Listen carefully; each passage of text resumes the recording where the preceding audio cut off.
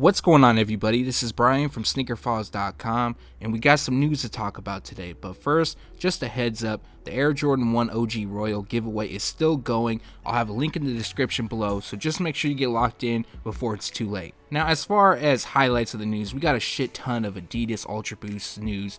We got some Jordan brand news, of course, and a little bit of Nike. But I'm not going to waste a bunch of your time. We'll just jump right into it. J.Crew and New Balance are collaborating once again. I don't know how many times they've done it, but it's got to be at least 10. But here is the J.Crew New Balance 997, known as Cortado, and it's inspired by the espresso drink. Using a combination of off-white, gray, and brown that covers the uppers, we have white on the midsole and gum on the outsole. For those interested in purchasing, they are releasing on March 25th, 2017. Retail price will be $210. You can get them at J.Crew in-store locations as well as online. Foot Locker just unveiled the WWE Foot Locker Puma Clyde Pack for WrestleMania 33. Now, we already gave you the information as far as there was a collaboration coming, we just didn't know the model, but it is the Puma Clyde. First up, we have the Puma Clyde, which is done in predominant white, and it's inspired by various wrestling legends. We have Stone Cold Steve Austin, The Ultimate Warrior, Macho Man aka Randy Savage, Ric Flair, Andre the Giant, and The Undertaker. Each is designed by Alexander John, and the wrestler's name as well as the image will be featured on the insoles. Now, for that pair, retail price is $199. A bit steep, I'm not gonna lie, especially for a Puma Clyde that I'm not sure the original retail price for it, but I believe it's below $100. Along with the white pair, there's going to be a black pair inspired by The Undertaker, which releases with a black casket style box for $499. Insane. That's just wow. Anyways, that pair will only be available in Orlando, Florida. For the pack, both editions drop on April 1st, 2017. Official images for the Adidas Ultra Boost 3.0 Pride has landed, which gives us a better look, and I have featured this pair once before, at least once I know of. But just to recap, it features black across the Primeknit upper, and then the same shade hitting the three stripes cage. And as far as the heel counter, is done in white, and then we got various shades like yellow, green, blue, purple, and red seen. Completing the look is white on the boost midsole and black on the outsole. We don't have a specific release date still, but they're expected to drop during May 2017. Retail price will be $200. We got a new colorway of the Adidas NMD City Sock 2 Primeknit set to drop during spring 2017. Now, this pair features navy blue across the Primeknit upper, and then we have some white detailing around the collar, as well as hitting the same graphic that is seen on the Adidas NMD R2. We also have tan leather used on the heel tab, white across the boost midsole, and a translucent outsole. We don't have a release date as of yet, but for now we can enjoy these images, but retail price will be $180. Known as the Adidas Ultra Boost 3.0 Chocolate, this is said to be a sample, so it's unknown if they will release, but we do have a look at what possibly could drop. Now, across the Primeknit uppers, we do have chocolate brown. The same shade hits the leather three stripes and the heel counter. Once again, white on the boost, black on the outsole. Overall, I think these are dope, and I would pick them up if they did drop, but it's up in the air for now. However, we will update you if something does pan out. If you haven't noticed by now, we have a bit more Adidas news than previous videos. Up next, we have the Ultra Boost 3.0 being called Pearl Gray. So the shoes features a mixture of pearl gray and trace cargo, and that olive trace cargo is seen on the heel counter, and then we have a mixture of both shades used across the base.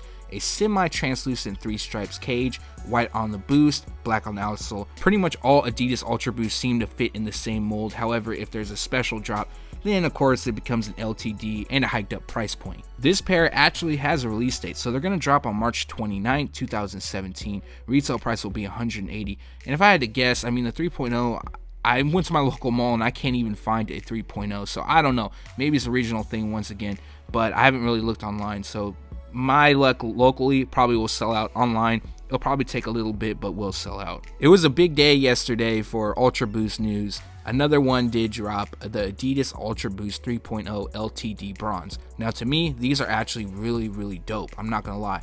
We got black up top, black on the three stripes cage, which is done in leather, black on the heel counter, black on the outsole, and then the midsole switches things up and is done in bronze. As of right now, they're expected to drop on May 31st, 2017, and the rumor is they're going to be really limited.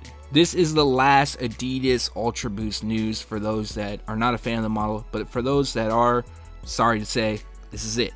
we have another collaboration using the triple black theme. So for those that didn't miss out, you'll have a second chance. I don't know how big, but this is the Haven Adidas Ultra Boost triple black collaboration. Now, Haven is a store based out of Vancouver, and this will be an Adidas consortium release, which means a lot more limited. Going with the premium theme, we have your traditional Primeknit across the uppers, and then we have reflecting detailing that hits the toe box. In addition, premium leather lands on the tongues, as well as dual branding from Haven and Adidas on the insoles. Retail price will be $200, and now they're first going to drop on April 1st, 2017 at Haven, and then following select Adidas consortium retailers will have them on April 8th.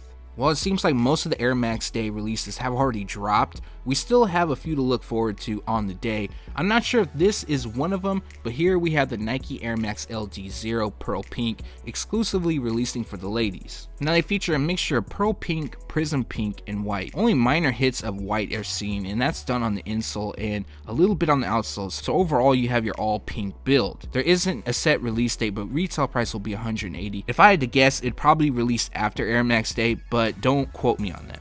Nike Skateboarding is also celebrating Air Max Day with the Nike SB Stefan Janoski Max Multicolor. Now it is a bit odd that Nike Skateboarding is getting in on the fun, but this pair does feature an Air unit, and I guess, although to me I don't see it as an Air Max model, at least not in the running line, it could still be considered, but that's a whole different topic. Here we have the multicolor, which features shades of green, red, yellow, and blue across the uppers.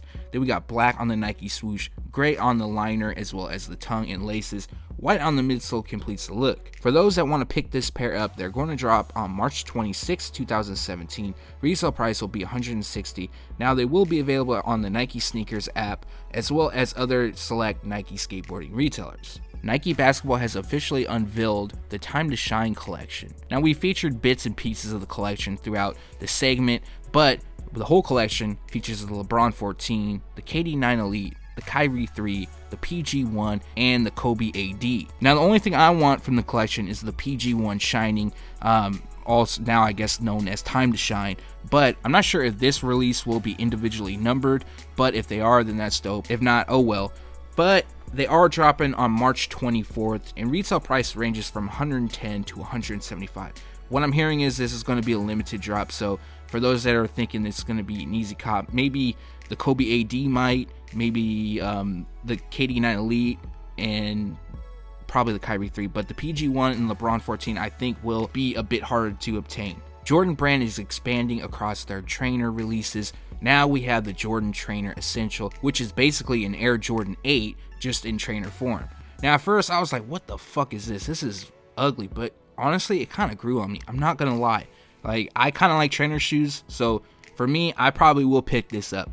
But as you can see, it kind of has that dual strap look to it. And then we have the graffiti print that's seen on the Air Jordan 8 that's kind of by the heel, and then the Jordan 8 emblem, although it's not fuzzy, but it does appear to look like it. No release date or retail price as of yet, but expected to drop sometime soon. We have new images of both Air Jordan 1 Low OG premium releases that are going to drop on April 1st. First up, we have the Ice Blue. We've already covered both pairs, but just a quick recap. Ice Blue covers the uppers, while lighter shade of blue hits the laces, metallic gold on the lace tips. Then we have tan on the tongue label as well as the back heel. Completing the look is white on the midsole that extends across the outsole. Next up is the black and tan pair, which features an all black upper, tan in the same locations on the tongue and heel, white on the midsole and outsole, and if you look closely, it looks like a textured leather almost. I might be wrong, but I definitely want to check these out in person just to see the quality because they're labeling them a premium. So like I said, April 1st, 2017 is the release date. Retail price will be $140. Now they're not going to be widely available is what I'm hearing, but it's not going to be like a hard to obtain release. Like they'll probably drop online at Foot Locker if you're really interested or someplace like that. We have new images of the Air Jordan 4 Linen aka Sand. Now prior to this we had one shot and it was kind of a crappy angle and quality wasn't great, but now give you a bit of a closer look, and as you can see, tumbled leather across the uppers, and then we have sand detailing. It's actually being called light sand, and then border blue that hits the Jumpman branding. Now this will be a GS exclusive. I'm not quite sure yet if it's going to be extended sizes. We'll probably know in the future. Retail price will be $140, and they're either going to drop either late summer or early fall 2017. And that recaps the news. Like always, it's posted first on SneakerFiles.com, and then we take it to YouTube. From the video, there's not much I'm feeling. So first up is the Ultra Boost 3.0 Chocolate, but that doesn't look like it's going to release. Also the Ultra Boost LTD Bronze, I think that's dope, but it being so limited, I probably won't be able to get it. And other than that, it's the Nike PG1 Shining, aka Time to Shine. I still need that pair and I want them. This definitely gives me a second chance, but I don't know to what extent, because I'm still hearing it's going to be somewhat limited. But leave a comment below, let me know what you plan on picking up from the video, what you liked, disliked, all that good stuff. Thanks for watching, stay tuned to SneakerFiles.com, and if you haven't yet, make sure to subscribe.